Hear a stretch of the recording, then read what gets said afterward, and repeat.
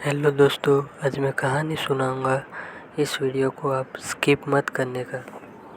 एक बार की बात है। एक छोटे से गांव में एक मजदूर रहता था। वो रोज मिट्टी खोद कर निकालता, अपने गधे पर लादता और उसे बेच दिया करता था। तो एक बार जब वो मजदूर मिट्टी खोद रहा था, तो मिट्टी खोदते खोदते उसे उस मिट्टी में से एक कीमती हीरा मिलता है। लेकिन उस मजदूर को नहीं पता था कि वो बहुत ही कीमती हीरा है। तो उसने उस हीरे को अपने गधे के गले में बांध दिया।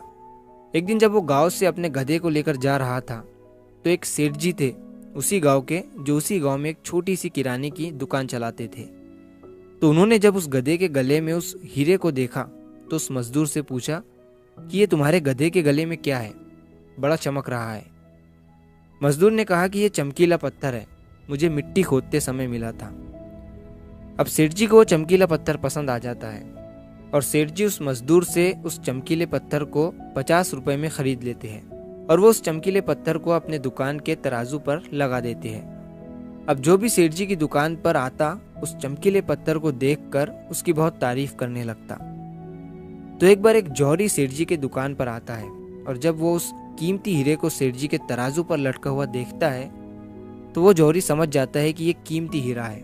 वो सेठ जी से पूछता है कि ये क्या है और इसे आपने तराजू पर क्यों लटकाया हुआ है। सेठ जी उस जौहरी से कहते हैं कि ये एक चमकीला पत्थर है, मैंने एक मजदूर से 50 रुपए में खरीदा था।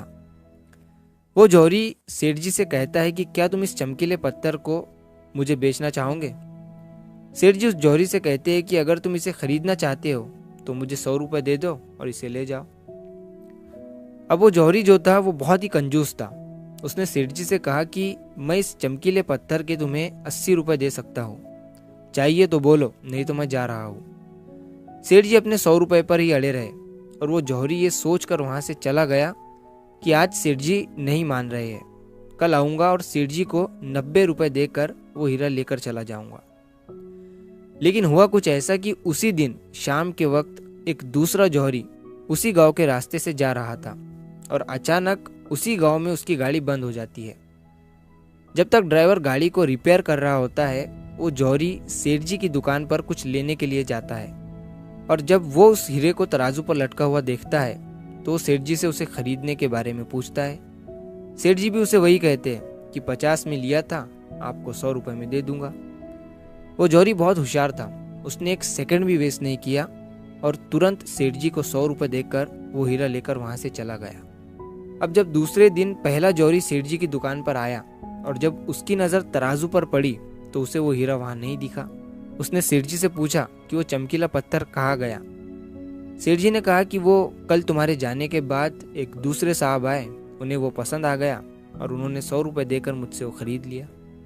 अब ये सुनने के बाद उस जौहरी को बहुत पछतावा हुआ और उसे गुस्सा भी आया। तो उसने गुस्से में सेठ जी से कहा कि तुम कितने बड़े बेवकूफ हो, वो कोई चमकीला पत्थर नहीं था, बल्कि वो बेशकीमती हीरा था और तुमने उसे 100 रुपए में ही दे दिया। अब ये सुनने के बाद सेठ जी ने उस जौहरी से कहा कि साहब, ऐसा है कि मुझे तो पता नहीं था कि वो बेशकीमती हीरा है और आपको ये पता होने के बावजूद भी आप कल मुझसे 20 रुपए के लिए झिकझिक कर रहे थे। तो मुझसे बड़े बेवकूफ तो आप हैं, जिन्होंने 20 रुपए के लिए एक कीमती हीरा खो दिया। दोस्तों, इस कहानी से हमें 3 बहुत बड़ी सीखें मिलती है। पहली ये कि कंजूसी भी वहीं करो जहां पर उसकी ज़रूरत है। अगर हर जगह कंजूसी करोगे तो अच्छी चीज़ें भी अपने हाथों से गंवा दोगे। और दूसरी सीख इस कहानी से हमें ये मिलती है कि हाथ में आया हुआ मौका, अपॉर्चुनिटी हमें कभी भी गंवानी नहीं चाहिए। अक्सर करके हम अपने आप को ब्रिलियंट समझकर कई सारे मौके हाथ से गंवा देते हैं। और तीसरी सीख हमें इस कहानी से ये मिलती है कि कभी भी काम को कल पर मत टालो। एक बहुत पुरानी कहावत है कि कल करे सो आज कर और आज करे सो अब। दोस्तों, सही समय कभी नहीं आता है, अभी जो है वही सही समय है। तो अगर आप इस कहानी को और भी लोगों तक पहुंचाना चाहते हो तो इस वीडियो को लाइक करो, ताकि YouTube इस वीडियो को और भी लोगों तक पहुंचाए। और अगर कहानी अच्छी लगी हो तो हमारे चैनल को सब्सक्राइब ज़रूर करिए। मिलता हूँ मैं अगली बार इसी तरह की कहानी के साथ। तो सब्र करो, शुक्र करो और ज़िंदगी में आगे बढ़ो।